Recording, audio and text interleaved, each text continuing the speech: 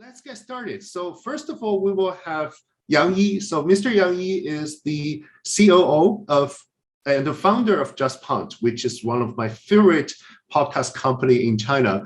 And I'm also a big fan of his program and also his company's programs. So he is also the host of the Go Live in Chinese, 去现场, and the co-host of Left Right, 忽左忽右. So these two programs are tapping into very important journalistic and social issues in China, which I admire most because in this nowadays Chinese censorship environment, we still have space, and they explore space to talk about those issues, and they are quite influential. And another thing that they do is about corporate podcasts. So something that he will also share with us today about the insights about corporate podcasting.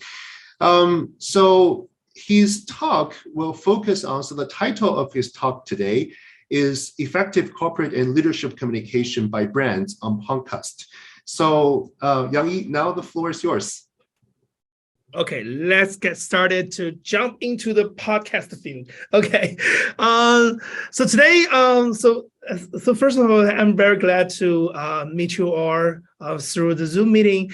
And today I'm gonna share the thing is about the corporate audio branded podcast, and the key issue is how enterprise use audio in a good way and how audio will help enterprise do whatever the things. Okay, so first give me just seconds, just minutes to introduce myself.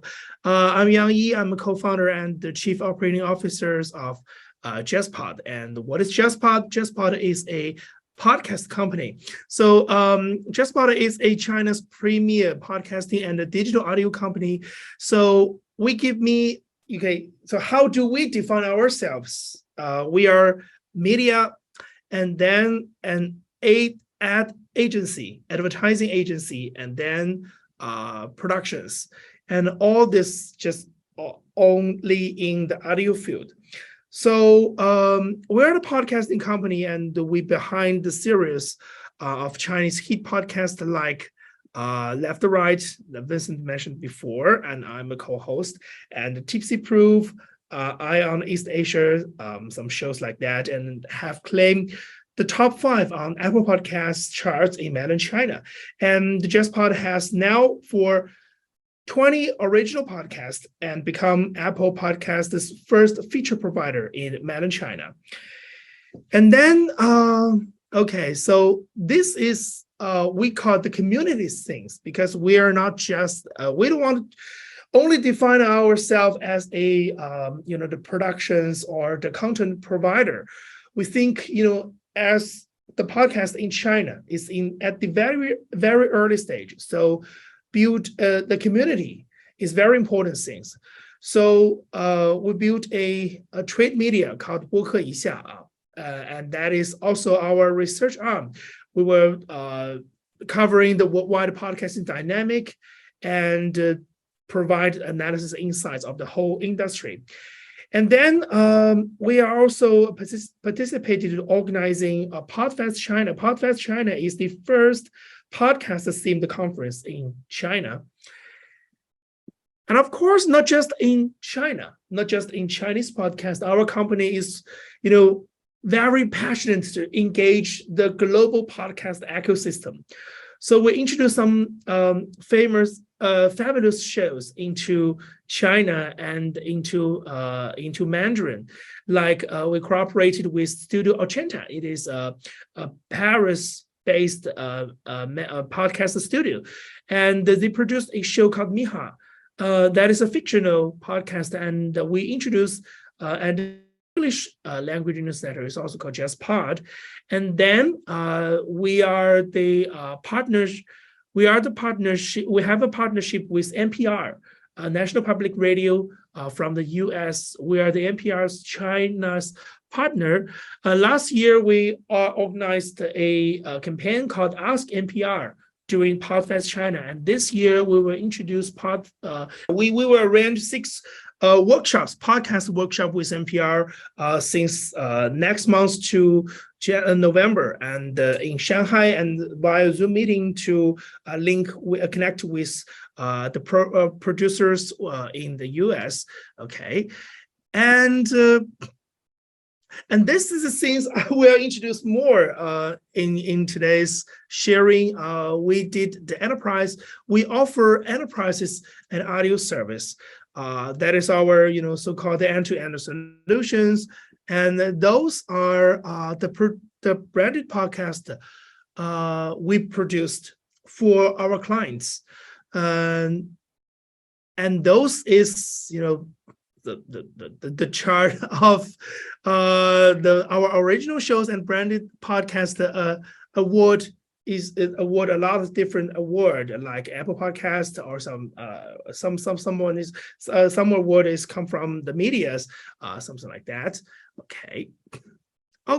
So Vincent wrote a list of questions for this sharing. So I think the first question is very interesting, but it's very important, I think. But I think and it's very good starting to give this tonight's sharing a good storyline.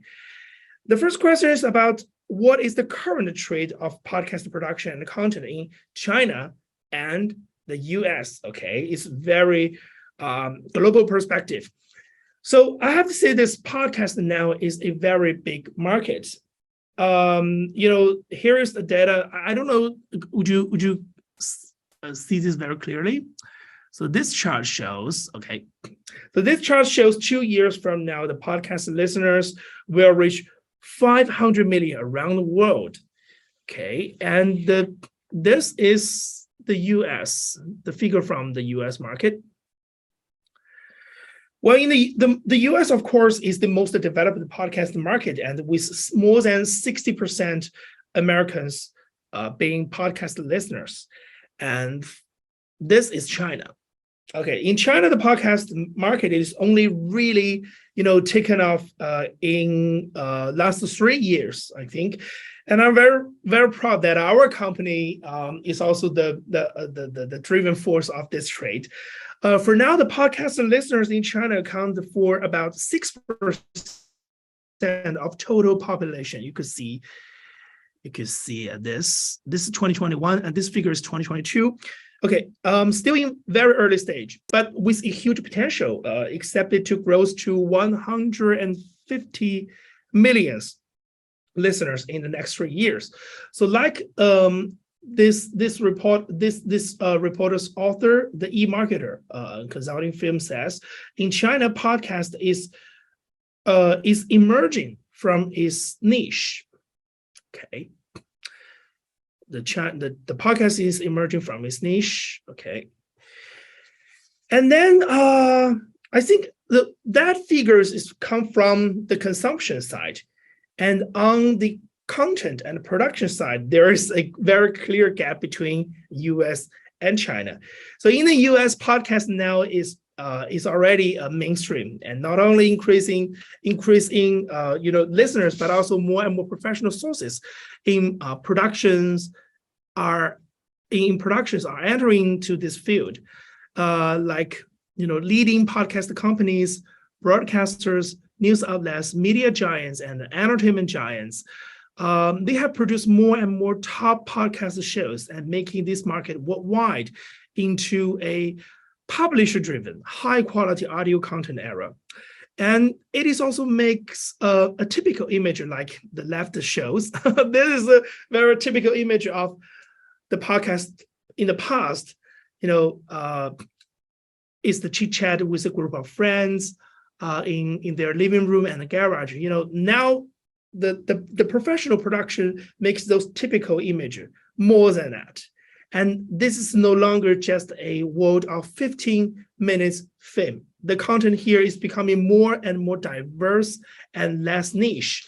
So probably you've heard about like the podcast called Serial. Yeah, maybe you heard about that before. That is a true crime podcast. And maybe you listen to The Daily, and that is the daily news podcast. So, daily news podcast is very popular. Dozens of news outlets launched their own daily news podcast now. But in China, the picture is different. Most of the shows are amateur production. Like us, a professional podcast production company is, very few about that. Most of the show are amateur productions. Most of the show, the format is talk show and the conversation. And even, many listeners have come equaled the podcast with a show where people talk. So that is what we see in the Chinese market. So I'm thinking about the reason behind that. So why there's such a big development in the US, and compare with the US in China, what is the things that the US has, but the Chinese does not has. Okay, so here's my opinion. I'm going to show you the picture. Okay, here's my opinion. NPR and the public radio system in the US have played a very important role in this process. I'm not saying the public radio is the only reason or the very important reason, because there is a lot of reason behind, push the podcast rush in America. But if I gonna say in the content, if we talk about the content, if we talk about the production, I have to say this: the public radio system play a very crucial role. Last year is 50th anniversary of NPR, and for 50 years, there has been two system in US radio. One is the public radio, and another one is commercial radio. So the commercial radio is all about profit. Okay, so the shows are, the shows are produced with ROI in their mind, and the commercial radio has proven is all about profit. And it's proven to be very profitable. But on the other hand, there is a system called public radio. A public radio is driven by mission. NPR has a document called the mission. So, and the revenue comes from donation from the individual, from listeners and the institution. So that give them more incentive to develop high quality and spoken word based audio content.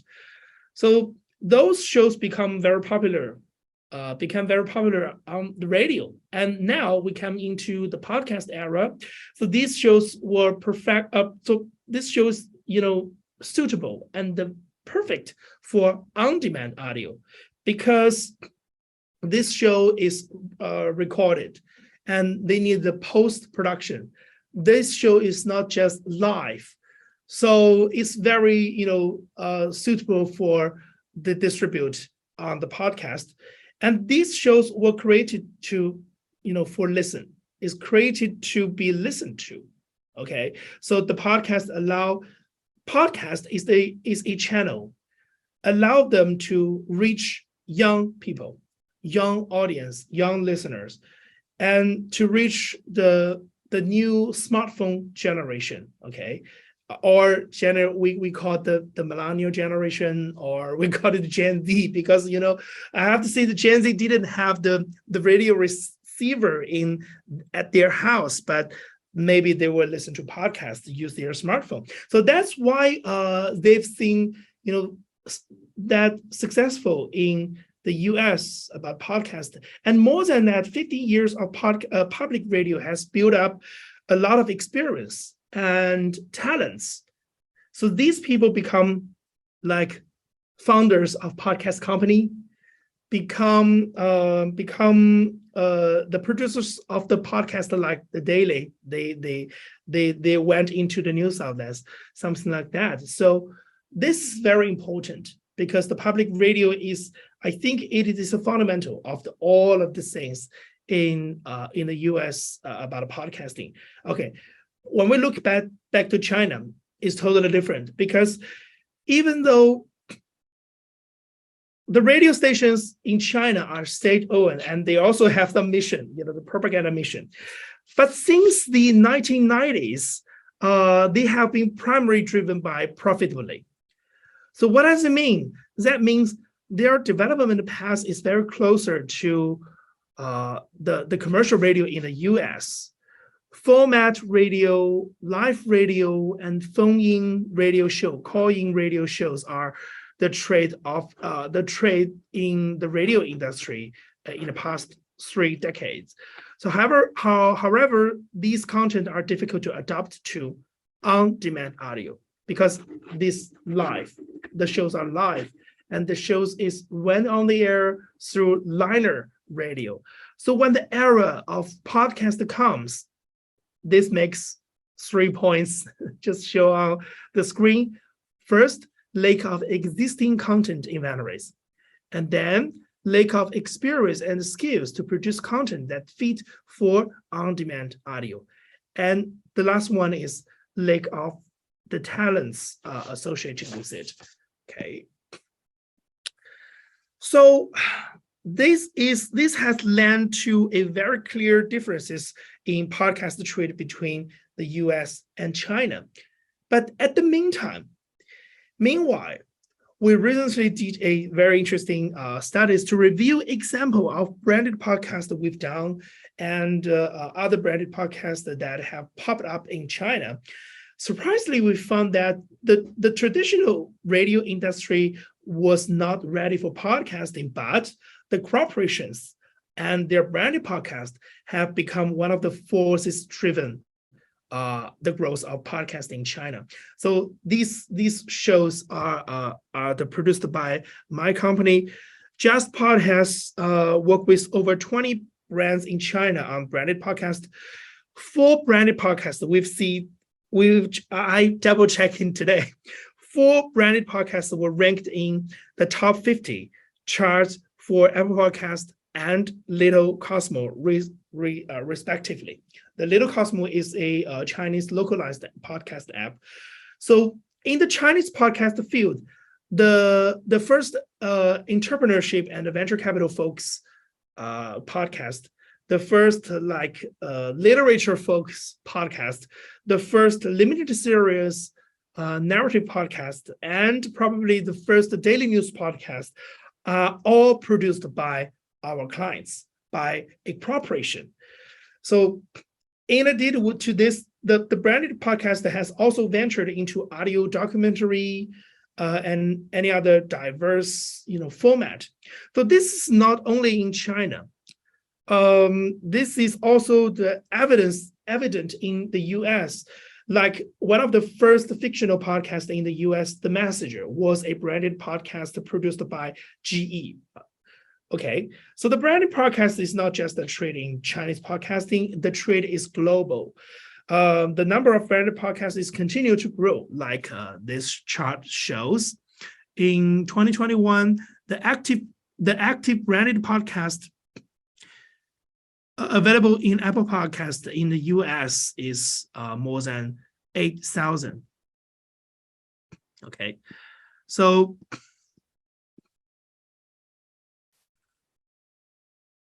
so since our company served a lot of kind of clients, so I want to ask some question like, first, why the company chose podcast? So I have to say this because the podcast provide a deep connection, a very deep connection than other medias. They open the door to advertising in a very different way than other media. Brands here not only can do ad spots, but they can also produce their own show. And this is a very exclusive opportunity that the podcasting could offer to build an intimate connection with your audience and share your compelling storytelling. And the second question is, who produced a podcast? Who produced those kind of branded podcasts? So depends on our clients. First one, professional service firms, and then is some big company, mega corporation. And the third one is we call it the new consuming new retail, some DTC directed to consumer brands, and then is why they produce. They produce a podcast for what? Okay, so first is for branding and marketing, and then corporate communicate, internal communications, employer brand, and even training. So they have a lot of functions for audio to those corporate. So I'm gonna share you some case study. So the first case is a branded podcast that we produced for Tmall Global. The Tmall Global is China's largest cross-border B2C online marketplace. So for consumers, this is an e-commerce platform dedicated to buying all kinds of goods from overseas. But consumer trades in China now are changing. Younger generation loves China-made goods more than overseas goods. So the ask from our client is that we want to, okay, I'm gonna zoom in this. So the ask from our client is re-establish awareness and interest in overseas goods among younger generations. And then at the same time, they want to, those content could delivered in a cultural way with a global perspective. So what we offer, our solution is a 8-episode limited series branded podcast. The format is the narrative audio documentaries. The content is was a selection of 8 projects, including container, like whiskey, something like that, by telling the stories behind those objects, the globalization of these objects. And we tell listeners how globalization and international trade are changing their, these familiar objects and shaping our lives at the same time. These branded podcasts was launched around the time of most important annual marketing campaign in China e-commerce called Double 11s. And during that period, it gains 100,000 unique monthly audience in just 2 months. So I'm gonna give you another case. It's from Centenberg. Okay, the Centenberg, they provide the super instant coffee, which comes in a mini coffee capsule. In this branded podcast, we collaborated with Centenberg. We are also not telling the listeners how delicious this coffee is, and that's worth to try. We share the story, and we share the story is about a group of people who love camping with our listeners. The camping now is very popular in China, especially in the urban citizens, and especially in the younger generation urban citizens. And of course, they are also listening to podcasts. So the show match the target audience. And these personal stories can be very, very fascinating. And those stories is naturally, very have a very close connection with the listeners.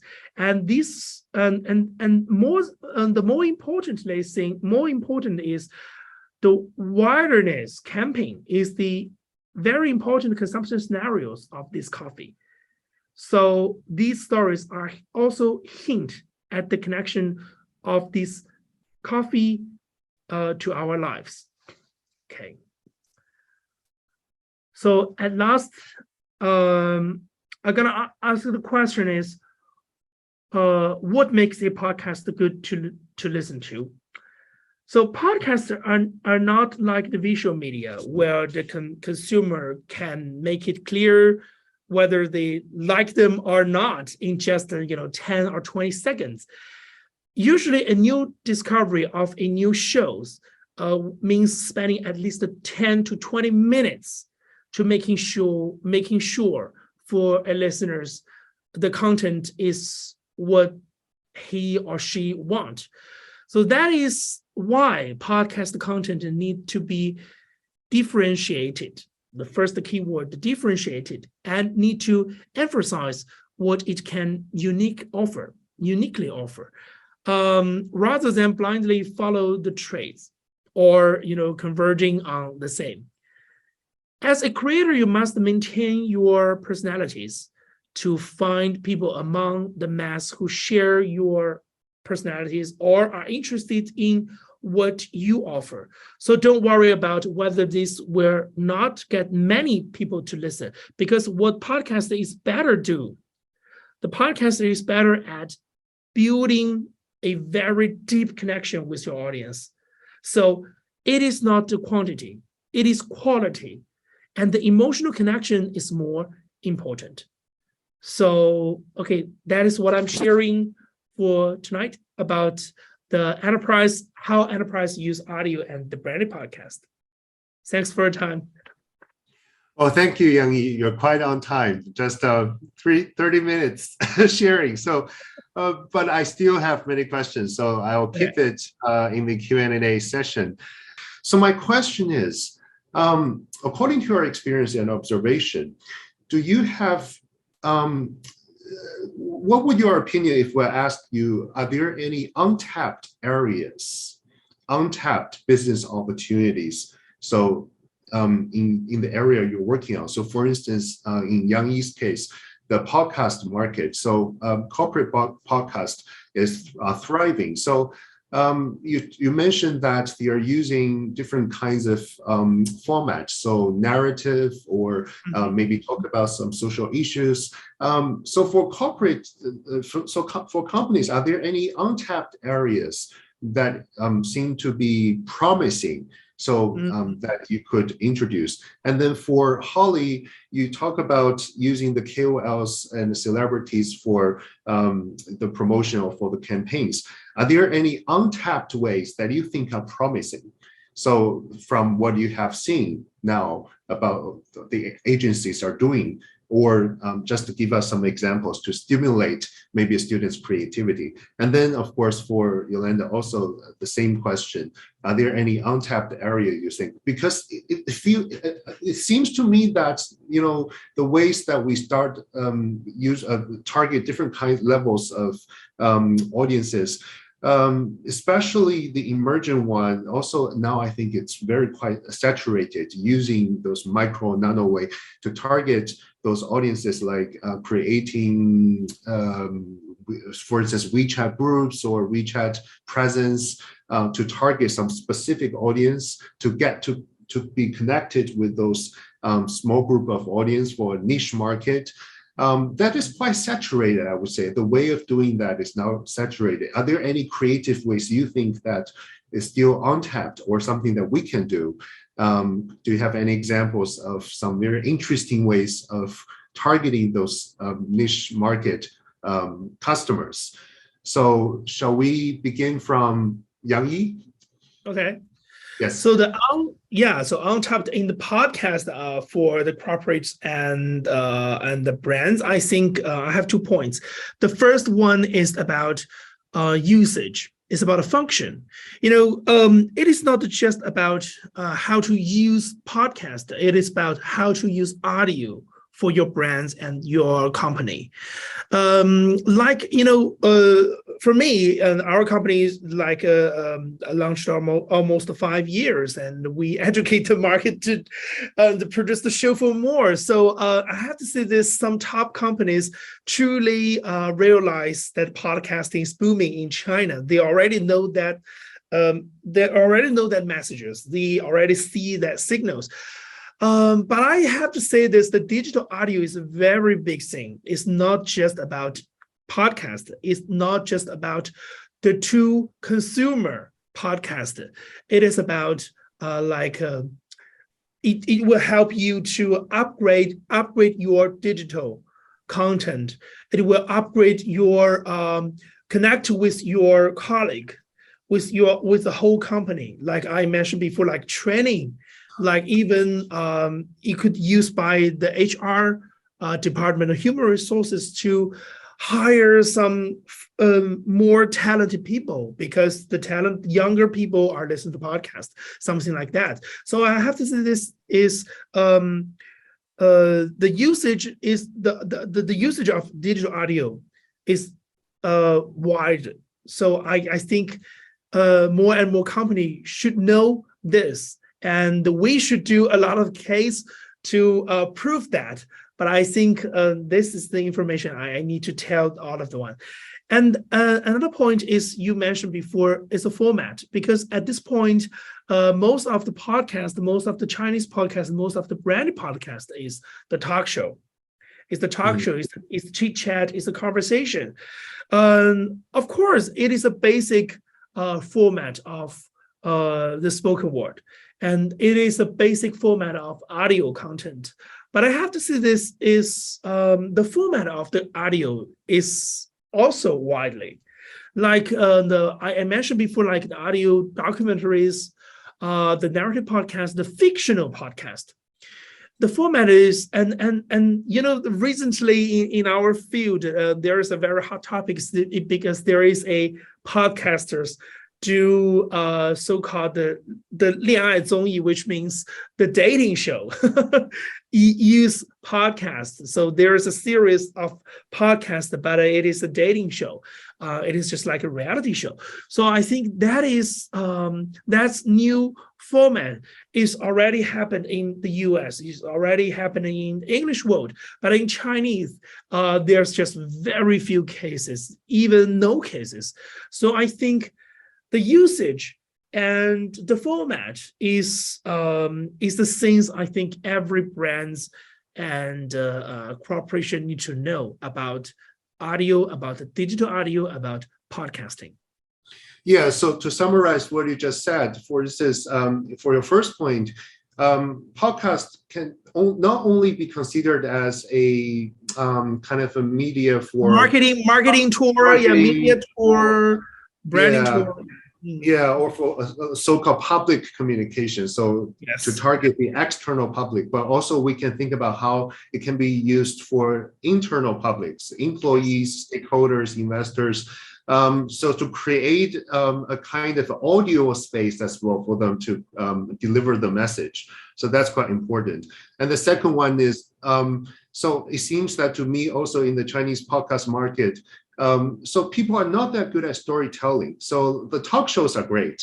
We love chit chats. But the thing is, the storytelling, you know, still is lagging a little bit compared with the market like in the United States.